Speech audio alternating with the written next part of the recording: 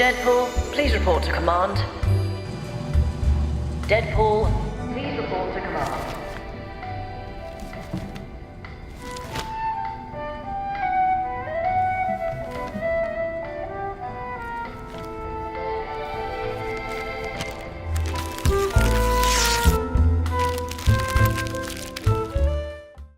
Welcome back, everyone. It's Charlie. This is going to be my new Deadpool Marvel trailer video, Easter eggs, and Deadpool 3 update.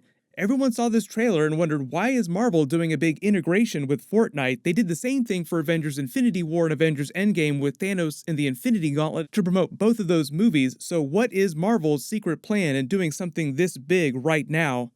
So if you're new to the channel, be sure to subscribe to get all the Marvel videos. We're doing an Amazon giveaway. All you have to do to enter is be a subscriber and leave your favorite Deadpool Easter eggs on the video. So I'll explain what's going on with this first, why Marvel is doing this big crossover, because it is a big deal. This has been in the works for a long time, since after they got the rights back to all the Fox Marvel characters, which includes Deadpool because he's technically an X-Men character. Everyone remembers Thanos and the Gauntlet. The reason they do stuff like this is just because so much of the audience for Marvel movies in that age range are the same demographic of people playing video games, and Fortnite just happens to be one of the most popular games in the world, so they market to that crowd through the game, creating more awareness for the movies. They had that really big Fortnite joke in Avengers Endgame with Thor, Korg, and Meek yelling at Noob Master. Thor, he's back. That kid on the TV just called me a dickhead again. Noob Master. Wouldn't it be great if Deadpool was eventually revealed as Noob Master once Ryan Reynolds makes his official MCU debut? If you don't play Fortnite though, what happened is there's a new Deadpool part of the game that you have to unlock. You have to find Deadpool in an underground bunker. That's why this trailer is basically him in an underground bunker hiding out.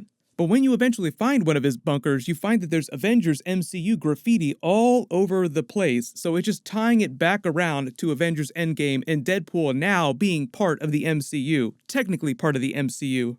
Deadpool 3 is one of those weird movies that's going to be rated R, and technically he's an MCU character, but because it's going to be so crazy, they're probably going to release Deadpool 3 through their Fox label, so there'll be like a weird Marvel logo at the beginning of the movie instead of doing the traditional MCU logo. Usually big integrations like this between Marvel and video game companies are arranged a long time in advance because of all the contracts and the money that has to change hands and the requirements for how the game companies get to use the characters. So this Deadpool crossover has been in the works for the past year or so since the Fox-Disney deal finished closing. Marvel knew at the time that it was going to be a couple years before they could figure out how to make Deadpool 3 and what the story would be, how it would fit in the MCU. So Marvel probably wanted this event just to hype up the Deadpool character, to keep him in the larger public consciousness, just to keep people tied over, yes, we're making a Deadpool movie, but it's going to be a while before you see it. We don't want you to forget about the character until then. That's why Ryan Reynolds has been posting so much extra new Deadpool 3 stuff on his social media accounts since the Fox-Disney deal went through, because it's going to take him a couple years to figure out Deadpool 3. Within this trailer, there are a bunch of specific Deadpool Easter eggs, like Deadpool making fun of the virus quarantine and the fact that the toilet paper has recently become an endangered species, so he has to use the Fortnite magazine as toilet paper. The Slurp soda on the back is just a reference to the Slurp juice inside the game, which gives you more health. The banana on the cover that reads Banana of the Year is just Peely the banana, who was a big game mechanic from last year. If you play the game, he spawns in specific locations and bunkers around the island. You have to track him down using these computer terminals. But the benefit of unlocking Deadpool in the game once you complete all these challenges is that you just get to walk around in the Deadpool costume. So it's basically a couple new Deadpool skins. There's a Deadpool party yacht, there's a Deadpool battle bus. There's even another reference to the Fox-Disney deal from last year where Deadpool writes a letter to Epic Games trolling them about betting his friend that they wouldn't put him in the game.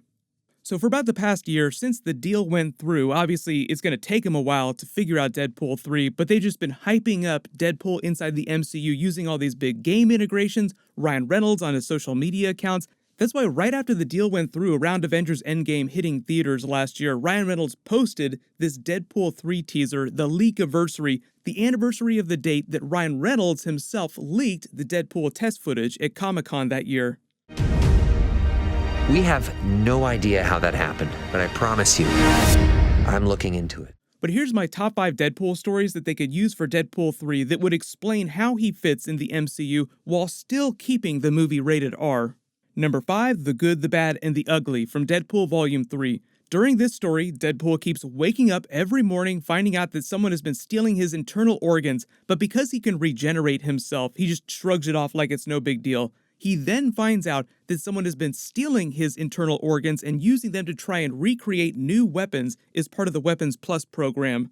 He goes to Wolverine and Captain America to get help in stopping them. Captain America himself gets captured because he's also part of the Super Soldier Weapons Plus program.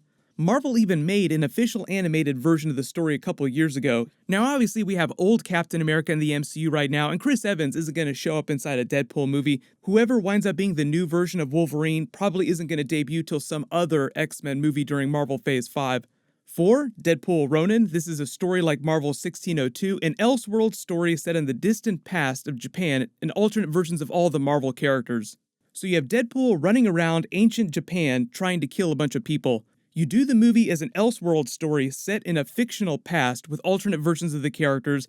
Then at the end of the movie, Deadpool can wake up in present day inside a mental institution in the main MCU universe, Wizard of Oz style, revealing that he hallucinated the whole thing.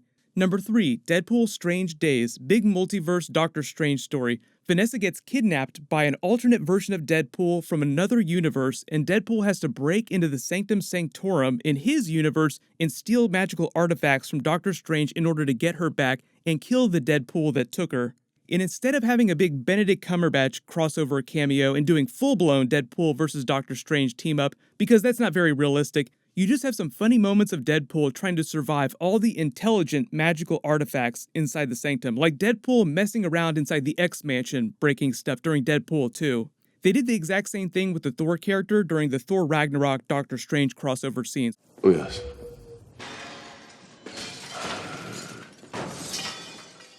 This time you just have funny moments like Deadpool fighting the Cloak of Levitation, and then once he gets what he needs to save Vanessa, he uses a portal to get to her, wearing the Cloak of Levitation briefly before it returns to the Sanctum. Then when he tries to come back, he pulls a Rick and Morty and just completely destroys everything, falls through a different portal, Alice in Wonderland style, and winds up in the main MCU universe with the main Sanctum right in front of Wong, who just makes a joke and they slam to the credits. Number 2, doing Deadpool 3 in the same style as they're doing a Spider-Man vs. Venom crossover with Tom Holland's Spider-Man in the Sony Venomverse. The way they're doing Spider-Man Venom crossover is that Venom isn't going to be some alternate dimension. They're just going to pretend like he's in the MCU without referencing a lot of MCU stuff. So in Deadpool 3, you just have Deadpool fighting some X-Men villains like Mr. Sinister or the Hellfire Club, and it takes place in the MCU, but they only joke about the other Avengers MCU characters. You never see any of them on screen. In number 1, probably the most infamous Deadpool Elseworld story, Deadpool kills the Marvel Universe for Deadpool 3. Within that comic book, Deadpool goes crazy, learns that he's a fictional character in a comic book, and then goes around killing all the Marvel characters, both heroes, villains, X-Men, Avengers alike. But you do this as another Wizard of Oz style twist where Deadpool wakes up in a mental institution after it's all over inside the main MCU, having hallucinated fighting all the Avengers characters. Where am I really? So just to be clear, when Deadpool shows up in other MCU movies, like if he shows up in an Avengers movie like Avengers 5, that would be a PG-13 version of Deadpool like you see during Once Upon a Deadpool. All the main Deadpool spin-off movies like Deadpool 3, those are going to be rated R, which means that they have to be kind of careful about the way they market them and cross them over with the other MCU characters. But those movies will probably be released through the Fox label. They probably won't wind up on Disney Plus unless they do a special PG-13 cut of Deadpool 3, just like they did for Deadpool 2. But everyone, let me know in the comments, what do you want them to do for the story of Deadpool 3 now that they can reference anything that they want within the MCU, and technically he is an MCU character? Right now, it looks like Deadpool 3 probably won't be released till 2022 or 2023, firmly in Marvel Phase 5. But if we get any more details about what's going on, or Marvel drops any more promos or big integrations, I'll totally do Easter egg videos for it. If you didn't see, I'm also doing an MCU rewatch video series where I rewatch all the MCU Infinity Saga movies, doing new breakdowns and Marvel Phase 4 connections and Easter eggs that we didn't spot the first time. I just posted my first video for that. It's the first Iron Man movie. Click here for that video. Everyone click here for the really big Thor 4 teaser that Taika Waititi dropped the other day. Thank you so much for watching. Everyone stay safe. I'll see you guys tonight.